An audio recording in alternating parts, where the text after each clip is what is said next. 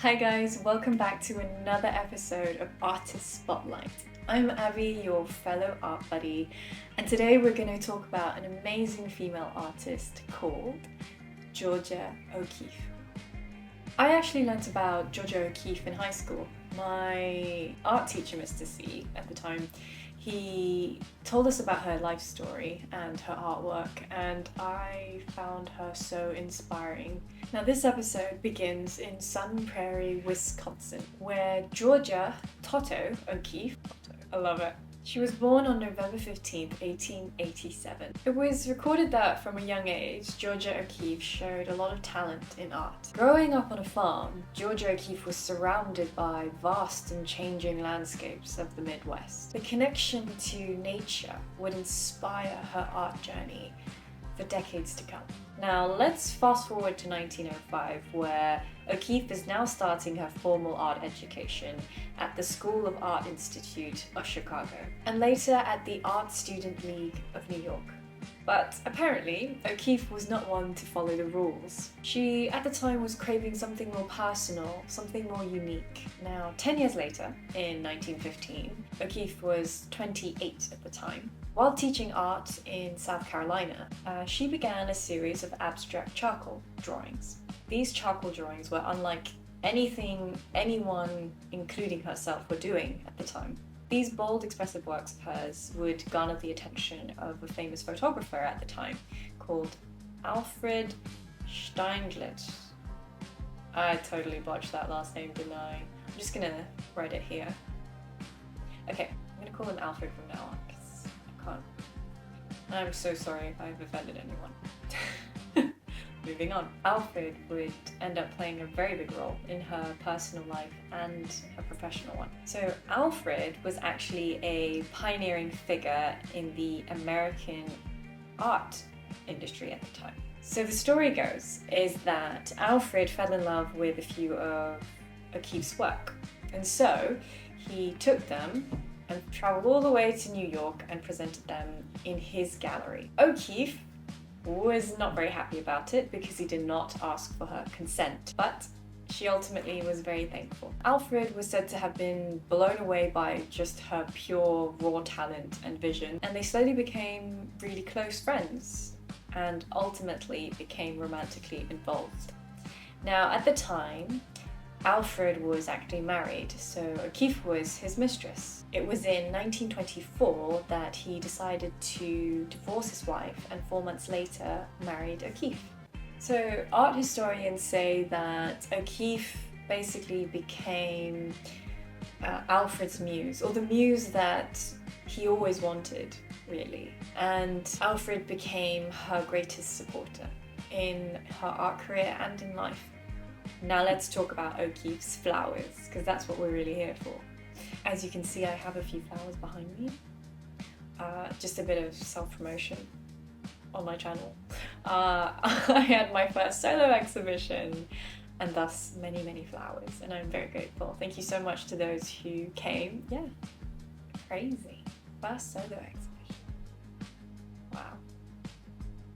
I digress. Going back to O'Keeffe's flowers. Now, by the mid-1920s, Georgia O'Keeffe started drawing these large-scale flowers, for which she is most famous for. These weren't just like any flowers, they were extremely magnified to the point they were almost abstract. At the time, people thought, and even now, that her work is symbolic of femininity.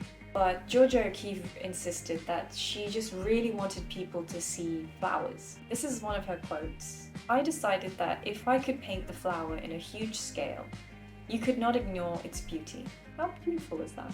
What I find so fascinating about any form of art, right, is not the art itself, but the individual viewing it, and how our perceptions of this art piece is highly influenced by the social concepts that we are taught or experience. Like take the flower as an example, right? O'Keeffe being the artist, she merely wanted to draw flowers.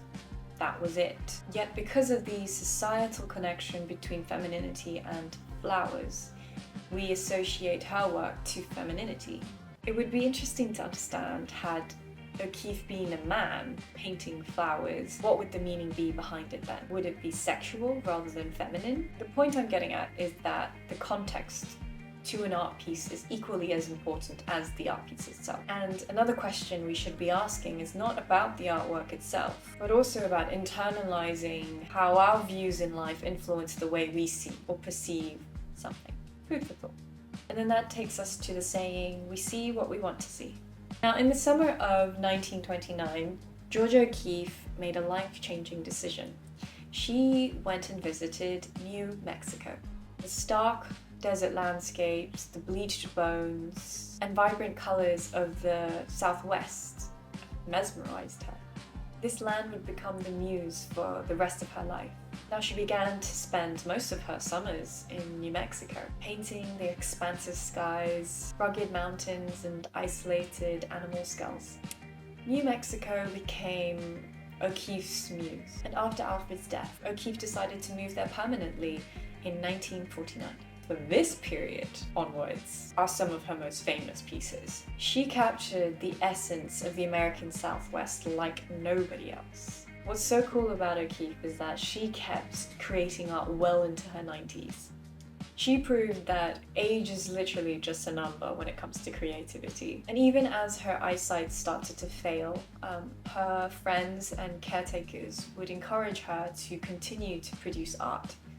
She adapted by hiring other people to help her, but also working with new mediums such as clay. Now, she left behind a legacy that forever changed the art world. 1986, at the age of 98, Georgia O'Keeffe passed away. O'Keeffe was a pioneer of American modernism, a trailblazer for women in art. So the next time you see a flower, an animal bone, or a sweeping landscape, take a closer look. You might see it through Georgia O'Keeffe's eyes. Thank you so much for joining me on this episode about the artistic life of Georgia O'Keeffe, an artist who taught us to see the world in a whole new way. If you liked this video, please don't forget to like and subscribe and hit that bell for more artistic adventures. Stay amazing and stay creative. I'll see you guys in the next episode.